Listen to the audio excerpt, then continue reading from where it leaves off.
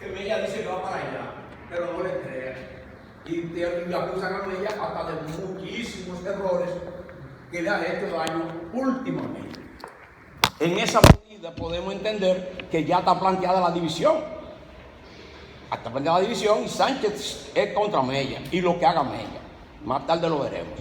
En esa situación se nos presenta el caso de que Tomás Bobadilla tiene la gran capacidad de convocatoria para atraerse a los duartistas divididos, los unifica, los encabeza y también se atrae a los que hoy llamamos conservadores, que eran la gente de Manuel Joaquín del Monte. Manuel Joaquín del Monte se había ido con Gerard en calidad de asesor de Gerard, porque Gerard lo nombró porque eso era lo que le correspondía a un aliado. Él era aliado de la reforma, como también lo eran los otros, que no se fueron porque el coronel se fue. Entonces, ante esa situación, es Bobadilla, con un gran poder de convocatoria, que unifica a los duartistas, unifica, encabeza a los conservadores, los unifica entre todos y los convoca para la Puerta de la Misericordia el 27 de febrero de 1844. ¿Qué tenemos? Vamos entonces a recrear el ambiente. El 27 de febrero por la noche, ni está Duarte. De Sánchez ya no se discute que llegó el 28. Tenemos una carta de los oficiales por ahí que dicen que él se juntó con ellos el 28. No está Pina, no está Pérez. Mella nada más se sabe que tiró un tiro. Entonces, ¿quién convocó para la Puerta de la Misericordia y quién proclamó la República? Es don Tomás Bobadilla quien ha proclamado la República. Esa es la verdad grande que nos han escondido por mucho tiempo. Entonces, una vez proclamada la República, que no se hace en la Puerta de la Misericordia, sino en la Puerta del Conde, se sabe de un conato que se produce en una zonita que hoy ocupan Janamosa, Guerra, todas esas zonitas por ahí, y el río Osama no es el que ustedes ven hoy.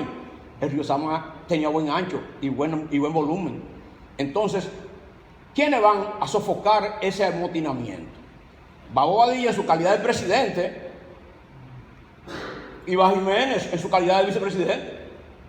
Y no quieren decir más para allá, también fue Moreno, que era miembro de la Junta, pero no quieren decir más para allá, que también andaba Mella, solamente lo ponen, y un encabezado Mella, pero no quieren decir la verdad completa. El caso es que cuando ya se ven de aquel lado y encuentran al cabecilla del amotinamiento, que era Santiago Basora, se le hace entender en el documento fundacional de esta república, que es autoría de Bobadilla, se contempla que la república que se va a fundar, no está la república, se va a fundar, no habrá esclavitud. No habrá esclavitud. Eso se le dice de frente. Pero también le dice, si cruzamos el río y tú vamos a Santo Domingo, yo voy a dar el decreto. ¿Quién puede ofrecer decreto, señores? El decreto lo puede ofrecer el presidente, más nadie. O sea, Bobadilla es el presidente desde que se inició el asunto. Entonces, hay un casito que es el que confunde a los que quieren confundirse, que en lo que esa junta anda por ahí resolviendo el problema, hay un vacío aquí en la Puerta del Conde. Y Sánchez, que no estaba en la proclamación, ha llegado. Y los que quieren escribir, escriben que Sánchez estaba. Entonces, no, es tan sencillo que una vez que regresan de Monte Grande, dice Roberto Casá, Sánchez declinó la posición y se la dio a Bobadilla. Señores, eso no se declina, eso no se da, eso no se cede, eso no es así. Es que usted es el presidente y más nada. Entonces, prueba de esto. Concluido eso y aclarado eso, la pruebita entonces la vamos de aquí en adelante. Primer decreto de esa junta, porque tengo que aclararle previamente, si quieren entenderme, que hay una comunicación de Desgrot, que es el gobernador haitiano de Santo Domingo, que dice, son las 10 de la mañana y no me han dicho nada. O sea, la jugada se da después de las 10 de la mañana. ¿Cuándo? Cuando regresan de Monte Grande, porque los que estaban ahí no podían decir nada. Y la comunicación de Grot no está dirigida a nadie en particular, ni a ninguna gente con ninguna calidad, al grupo. Entonces, partiendo de ahí, tenemos ya la Junta Central Gubernativa, ya no es la provisional que cualquiera quiera pensar. En esa Junta Central Gubernativa hay un primer decreto. Lo que se le prometió en Monte Grande a los sublevados de Santiago Basora, ahora está en el primer decreto, cumpliéndolo de una vez. Primer decreto, no va a haber esclavitud en la República Dominicana. Ya existe la República. Eso es uno. Pero el 2 es contratar una goleta que estaba caboteando aquí todos los días, toda la orilla del mar ahí caboteando, propiedad de un señor llamado Abraham Cohen. La contratamos, pero yo no quiero tu capitán. Son de las cuestiones que hay que observar. Yo tengo mi capitán y lo voy a poner ahí, y ese es Juan Alejandro Acosta. Pero tú tienes también una tripulación que sube y baja la carga. Yo no quiero esa tripulación. Yo tengo mi tripulación, y entre mi tripulación va el sobrino de Juan Pablo Duarte, hijo de su hermano Vicente Celestino, que es Duarte Villeto, Enrique Duarte Villeto. Entonces, esas son acciones que las hace el que es presidente. Eso no lo está haciendo cualquiera que dicen, no. Entonces, en ese caso, todavía queda otro detalle. Tengo que comunicarle a Duarte y a los que están por ahí que ya la República existe. Pero yo no lo mando ni con el capitán, ni con los tripulantes. Yo busco a Ravelo, que es un trinitario fundador, para mandarles información oficial a Duarte y los otros 2 acompañantes. Hasta ahí es una gran deferencia de la Junta, presidida por Tomás Bobadilla, ante Duarte y sus 2 acompañantes. En ese caso, también la dichosa goleta quita la bandera haitiana y va con la bandera nueva. La bandera nueva tiene los 2 azules arriba, y tiene los 2 rojos abajo, separados por una cruz blanca. Esa es la distinción del asunto. En ese caso, sin escudo, porque esa también pasa a ser una marina mercante. Todavía no era la marina de guerra.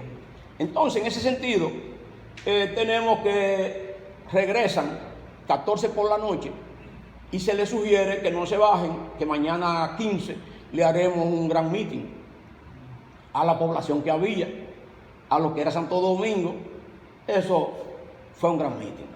Aparecieron las autoridades nuevas, apareció la gente de la iglesia, aparecieron 2 o 3, y ahí se inventa otra mentira, que dicen que Porte le dijo: salve, padre de la patria.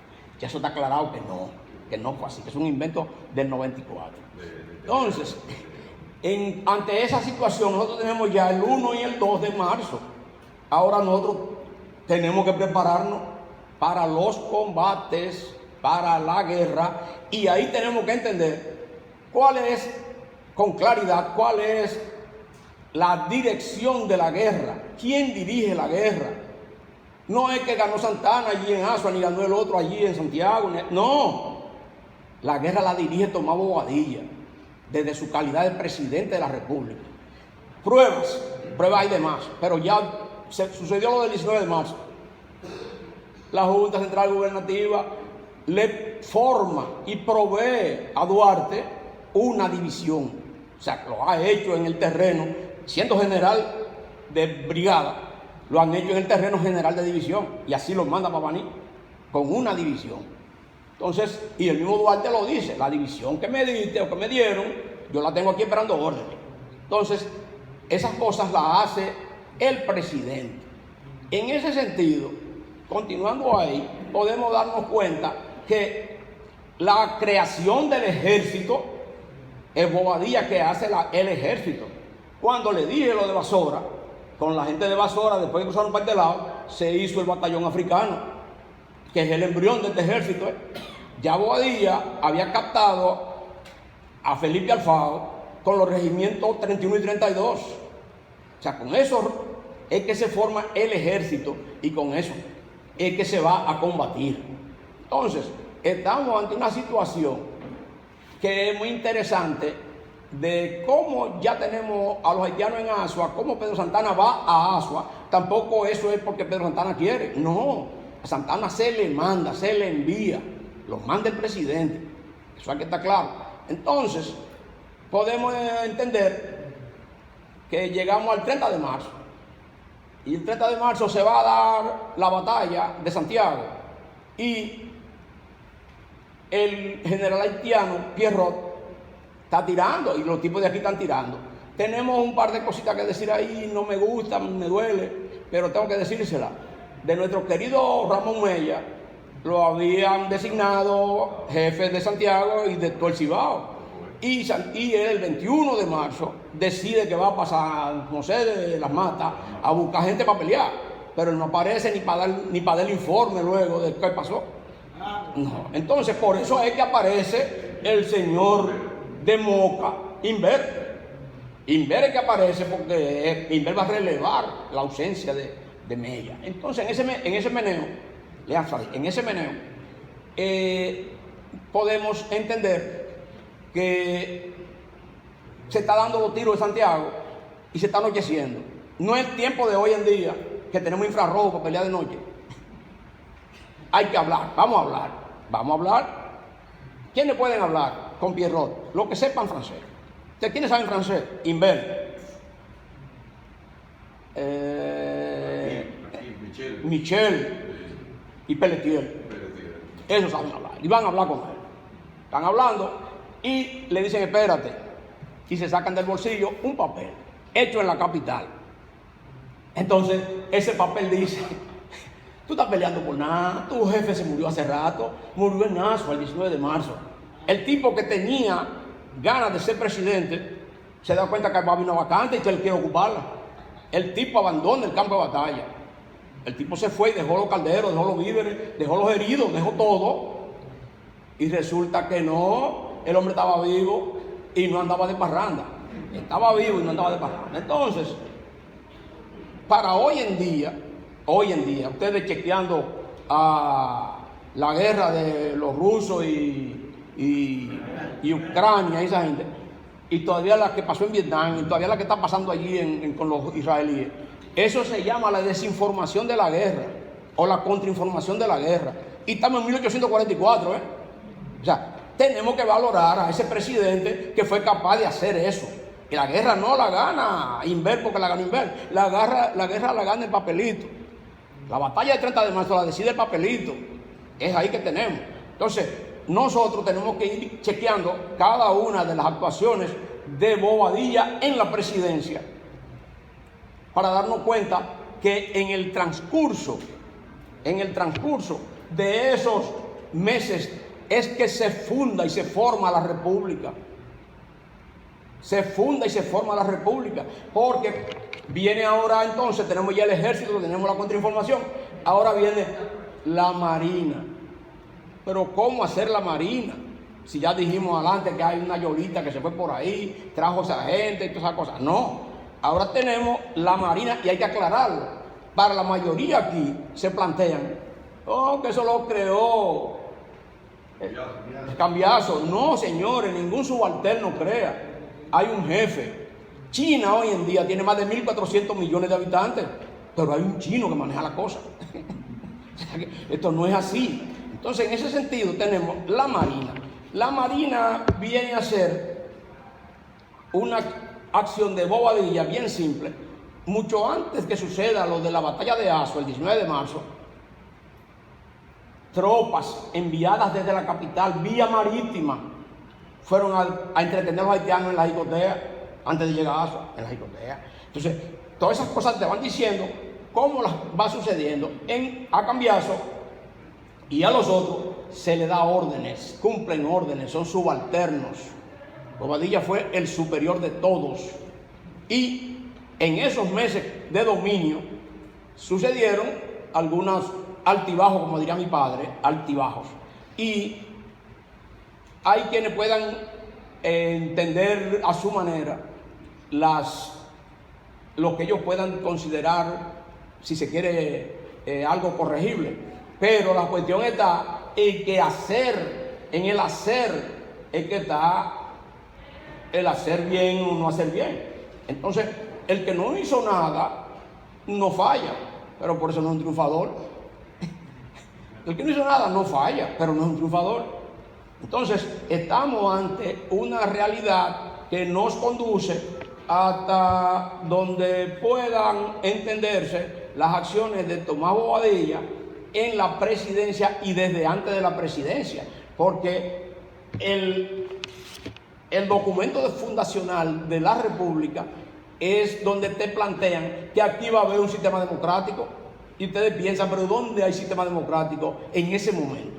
En Haití, en Puerto Rico, en Cuba, en Sudamérica. No, es un tipo que tenía las luces mucho antes de lo que es hoy en día la pequeña rutina o el pequeño control.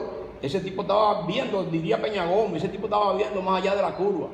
Entonces, en ese sentido, nosotros tenemos que el presidente Tomás Bobadilla es el gran fundador de la República, y para hoy, si no queremos mover los altares, nosotros vamos a quedarnos con una de esas categorías posibles, y una de las posibles es padre de la independencia. Padre de la independencia, no había de otro, y en ese caso, fundador del ejército, en el mismo caso, fundador de la marina. Entonces, en ese caso, él hace el primero que hace saber al exterior que existe la República como Estado soberano, y eso lo hace el 19 de abril cuando le manda el documento al haitiano, haciéndole saber que ya nosotros somos una república, que no somos sus subalternos, que nosotros somos ya lo que tenemos para defenderla, tenemos ejército, tenemos marina y combatimos. Entonces, en esa medida, nosotros tenemos a un presidente, a un prócer, que es y puede ser el padre de la independencia. Nosotros tenemos que explicarle a todos ustedes que nuestra patria, fundada por Tomás Bobadilla la noche del 27 de febrero, permaneció sus primeros 50 años huérfana de padre o de padres. Y en esos 50 años incluyen todos ustedes la guerra de la restauración. 50 años son algo más de 2 generaciones. Pero no teníamos ni padres ni padres. Entonces, ¿por qué? Porque vienen esas descomposiciones de que este sí, que esto no, y que el mío sí, que el tuyo no. Y el ILI, quien en 1894, atendiendo a otros grupitos que adversan a Bobadilla, en ese grupito estaba Meriño, en ese grupito estaba Federico y Carvajal, pues en ese grupito estaba Tejera, y en ese grupito estaba al que tenemos de padre de la historia, que ese es el que inicia los problemas con una mentira premeditada, cuando quiso decir que es Bobadilla quien le comunica a los trinitarios el plan de los afrancesados. Y no, ya eso está demostrado que no fue así. Carta que envía Serra a Meriño le dice cómo fue la cosa y a quién fue. Y quién fue que vino de Haití en calidad de diputado constituyente, que fue Valencia.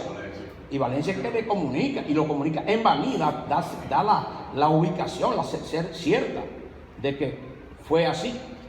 Entonces Bobadilla nunca podía ser, porque Bobadilla nunca tuvo la calidad de constituyente, en ninguno de los tiempos. Bobadilla nunca fue constituyente. Entonces, en esa medida, nosotros hemos ido aclarando, para que las cuestiones se resuelvan. Y hoy, como le dije al principio, hoy todos somos testigos del primer acto que se hace en 180 años, donde se reconocen los méritos y las actuaciones positivas de Tomás Bobadilla. En este que estamos nosotros, tenemos 180 años de 180 años.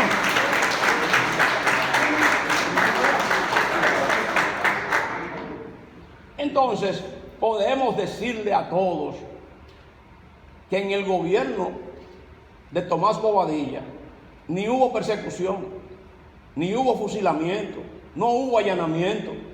Entonces, ¿cómo se explica el golpe de Estado del 9 de junio a santo de que?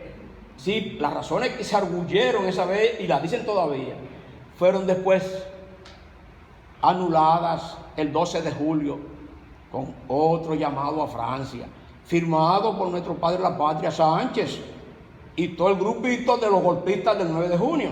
Entonces,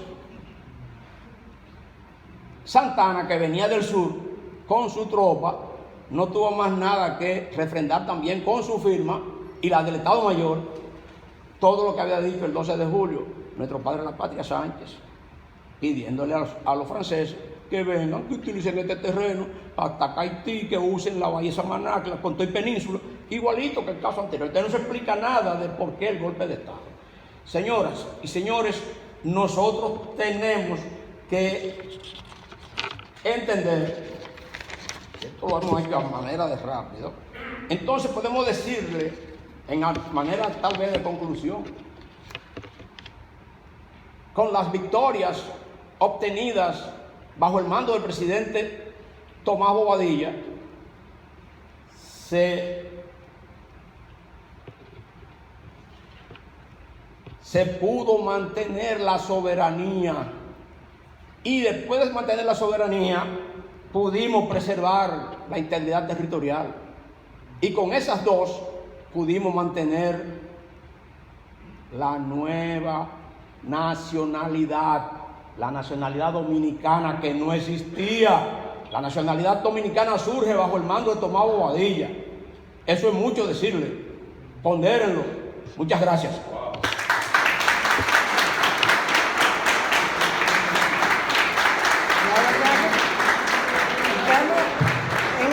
Histórico, no se vaya. ¿Lo dije? Que la parte más importante es la que queda. Déjame decirle algo.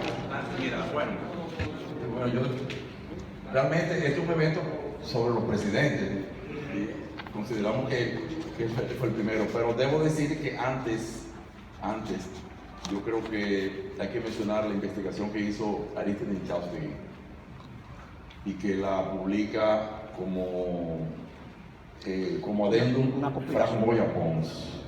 Y ahí es que presenta, 1977, y ahí es que presenta a Bobadilla como primer presidente. Aparece esa imagen, bueno, esa es la pintura de Miguel, la imagen que tenemos de Bobadilla, y también está en la cronología. O sea que creo que Frank Moya Pons y Aristóteles Chausti, compañeros nuestros de historia, pues yo creo que fueron los que primero comenzaron, porque hay una lista de presidentes que hizo Betilio Alfaro Durán, donde por supuesto no lo incluye a Bobadilla, sino que comienza a ser llamado como primer gobernante por lo menos en el año 1977 por Frank Moya Pons y Aristóteles Chausti. Vamos a darle el micrófono al señor director. Bueno, me pareció interesante y convulsiva una conferencia, un tremendo buscapié que sacude, ¿no, verdad?, los esquemas de interpretación de los hechos históricos nuestros. El museo es un espacio de diálogo y no tiene preferencia y debe ser un espacio democrático. La diversidad que produce la democracia, la diversidad de miradas y de opiniones. Yo simplemente quería preguntarle a usted si no afectó en la imagen histórica a Bobadilla su relación con Pedro Santana.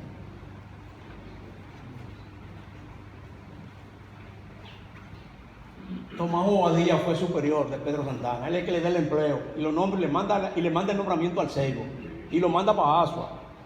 Es con el golpe de Estado del 9 de junio que las cosas cambian y Santana entonces tiene que venir a resolverlo de otra manera. No afectó en nada a Bobadilla, porque Bobadilla se manejó siempre libre de ese problema. Los historiadores, incluyendo los de ahora mismo, son los que han ligado a las dos figuras para tratar de un solo tiro matar dos.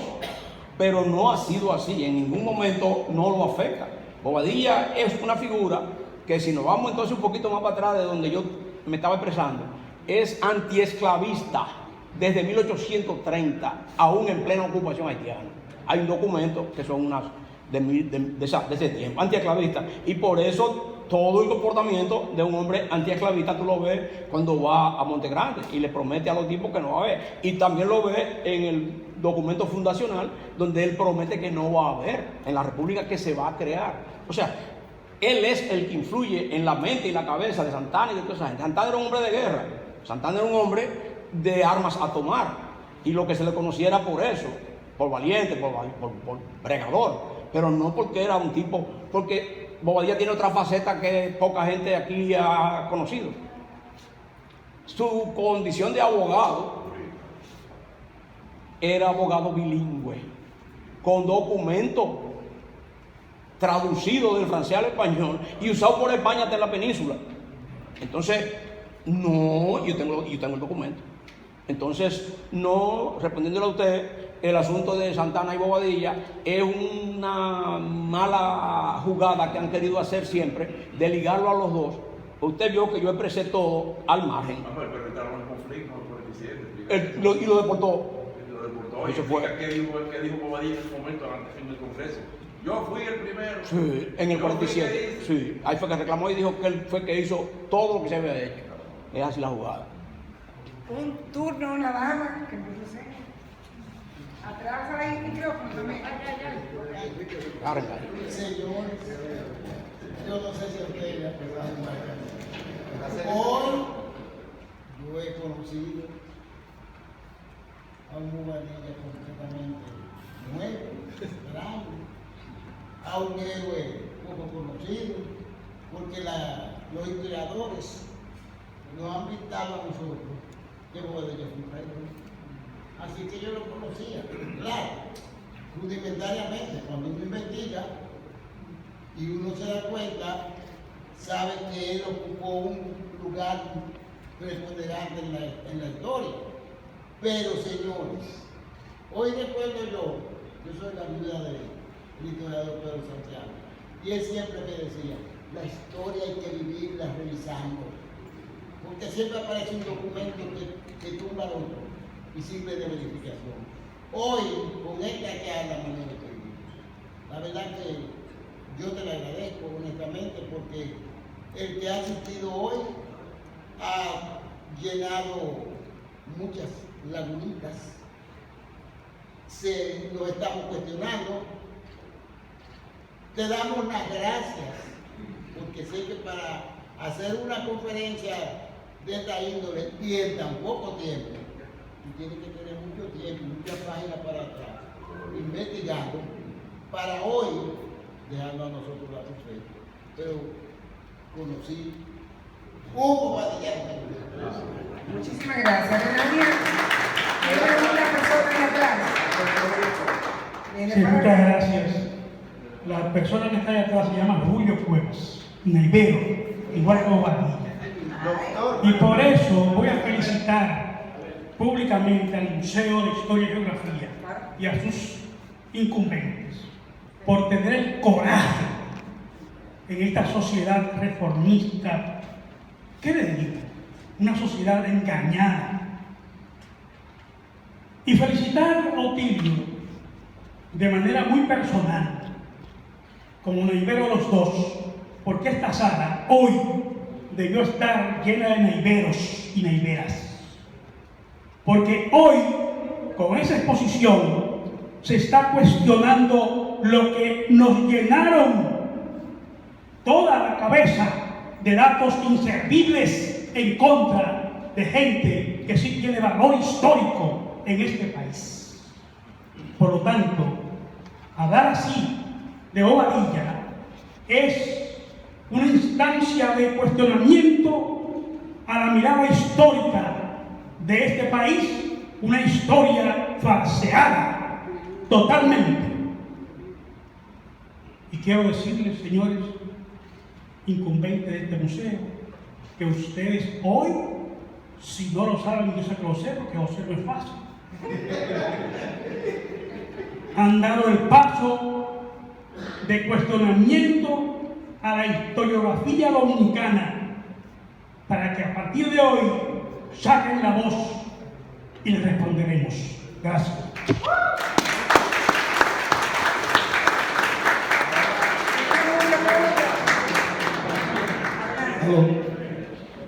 Quiero agradecer a Otilio por su valiente defensa de Tomás Bobadilla y Briones, al museo por tener esta iniciativa. Yo soy Víctor José Artur Noel, yo soy Joshua de Tomás Bobadilla, segundo tataranieto. Muchas gracias a ti. ¡Wow! ¡Qué honor! ¡Qué honor!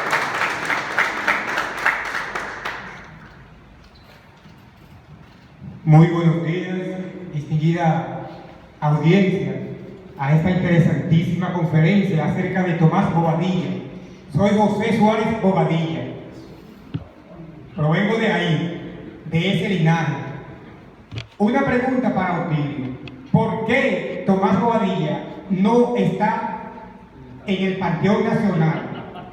Y una inquietud. Soy maestro, ya jubilado, de inglés y francés. Y realmente me duele que los estudiantes, en su gran mayoría, un segmento muy mínimo, conoce a Bobadilla. Que Santana, primer presidente. Y yo digo, no, tiene que leer mejor. Tomás Bobadilla fue quien organizó esto como república. Muchas gracias.